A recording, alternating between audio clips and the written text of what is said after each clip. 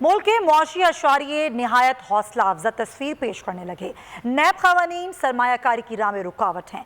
वफाकी वजीर असद उमर ने कहा कि रवा साल शरह नमू 3.94% से बढ़कर 4.8% हो गई।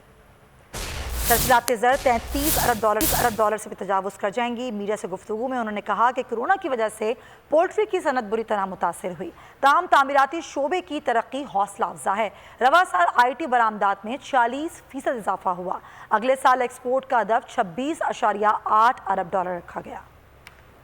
अगले साल का मजमूई तौर पर शरह नमू जो है मईशत की रफ्तार तरक्की की जो है वो 4.8% एस्टिमेट की गई है जी, और वो इस साल के 3.94% से बढ़कर 4.8% तक जा रही है। इस दफ़ा अल्हम्दुलिल्लाह स्ट्रॉन्ग ग्रोथ हुई है, बहुत बड़ी इजाफा हुआ है। हमारे जो तरसीलात ज़र आती हैं बाहर से, जो पाकिस्तानी हैं वो भिजवाते हैं, और 21.7 अरब डॉलर से बढ़ के तखमीना ये है कि साल के ख़त्म होने तक 29.1 अरब डॉलर पहुंच जाएंगे। पोल्ट्री जो लाइफ स्टॉक के अंदर आते हैं, लाइफ स्टॉक में भी आपको ग्रोथ थोड़ी नज़र आएगी, और उसकी बुनियादी वजह जो है वो पोल्ट्री है। मुर्गी की सनत जो है वो बुरी तरीके से मुतासर हुई थी ये कोरोना की वजह से, जब बंदिशें लगीं, और शायद हम में से बहुत सारे लोगों ने वो वीडियोस भी देखे होंगे कि किस तरीके से वो चूज़ों को जो है वो मार के ट्यूबवेल्स के अंदर फेंका जा रहा था, और उसी की वजह से क्योंकि कमी हुई उसके बाद तो आपको